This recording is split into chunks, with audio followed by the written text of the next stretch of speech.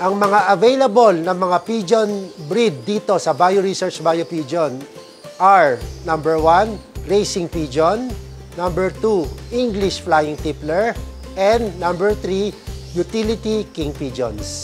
Ang racing pigeons, ito po ang ginagamit sa pagkakarera. Ang laban po sa karera ng racing pigeons ay yung unang makakauwi, siya po ang nananalo. Ang English flying tipplers naman, ito ay sa mga taong nag-retire na o gusto magkaroon ng leisure time. Pwedeng paliparin sa kanilang farm o sa kanilang mga resort kasi ang English flying tippler are stamina birds. Ang world record nga nito is 22 hours non-stop. Pero depende yan sa climate or temperature ng isang bansa. At pangatlo, sa mga interesado naman magnegosyo, ang utility king pigeon. Ito ang mga pigeon na ginagamit sa pigeon meat production business na pwedeng isupply sa lahat ng Chinese restaurants, mga 5-star hotels, saka sa mga European restaurants nationwide. Sa pag-aalaga ng pigeons, pare-pareho lang naman po sila ng mga kapangangailangan. Magandang breeding cage, proper ventilation, at dapat lang po hindi nababasa ng ulan.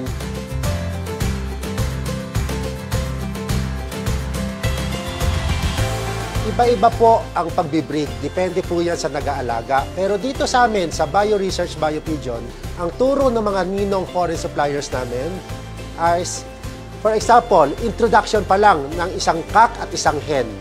Hindi sila pwedeng i-introduce agad sa isa't isa. Dapat may courting time na ginagtiyatawag. Sa isang breeding cage, dapat may divider muna. Nakahiwalay ang lalaki, nakahiwalay ang babae, hintayin muna silang magligawan o mag-courting.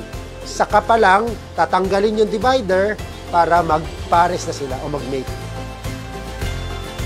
Sa pagpili ng kalapate, number 1, syempre dapat healthy ang kalapate. Second, yung pagpipili ng kanilang katawan o kanilang structure, depende na ho kasi yan sa nagkakalapate. May mga naghahanap ng maliitang build, may naghahanap ng medium build, at may naghahanap ng large build. Depende po yan sa nagkakalapate. Napaka-importante po ang lineage. Doon po kasi matitrace natin yung characteristics o kalidad ng isang kalapate. Meron kasi mga tinatawag na short distance bird, middle distance bird, at long distance or all-weather birds.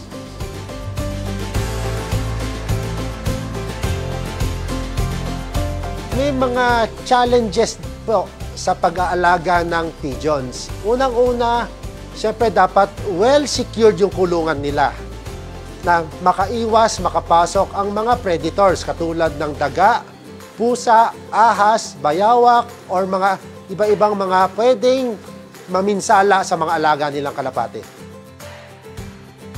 Before kami pumasok, ang paniniwala ng karamihang Pinoy, ang mga puti, ang mga rare colors, hindi nananalo sa karera.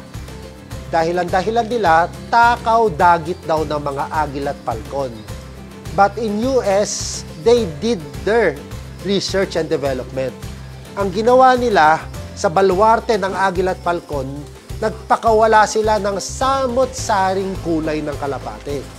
At inobserve nila yung magiging reaksyon ng mga agil at falcon. Hindi kulay ang kanilang dinadaget. Ang dinadaget nila are the weakest, slowest. Hindi sa kulay. Tapos, ang sabi ng mga Pilipino, wala kasi o bihira kasi nananalong puti o rare color sa Pilipinas. Kasi, tingnan mo ang karera. Ano ang majority colors ng kasali? Blue bar, blue checkered. So, ang chances of winning na ibang kulay, mababa. Eh kung baliktarin natin ang senaryo, sa 1,000 kalapate, puro puti o puro rare colors lang ang kasali. Sino ang mananalo? Siyempre, yung puti o rare color ang mananalo. Kaya yun, eventually na-share namin sa badlang people ang mali nilang dating mindset. Sa pagbibreed ng racing pigeons or pigeons in general, after mating, you wait 8 to 12 days, mag-hatch na yon. Pag na-hatch yung second egg, ang interval naman nun, 1 to 2 days, lalabas yung second egg.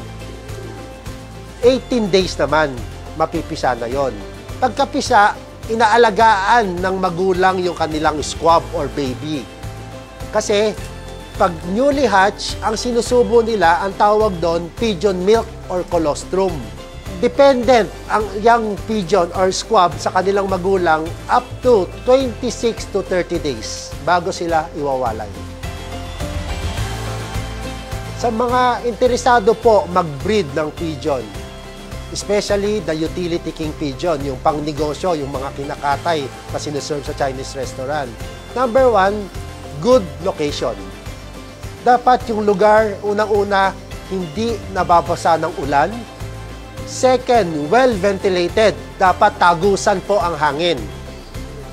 Third, well-secured ang kulungan, yung enclosure. Dapat gumagamit sila ng 1/2 by 1/2 na screen para makaiwas, makapasok ang mga predators katulad ng daga, pusa, aso, sawa, bayawak at iba-iba pang mga predators na pwedeng kumain sa kanila.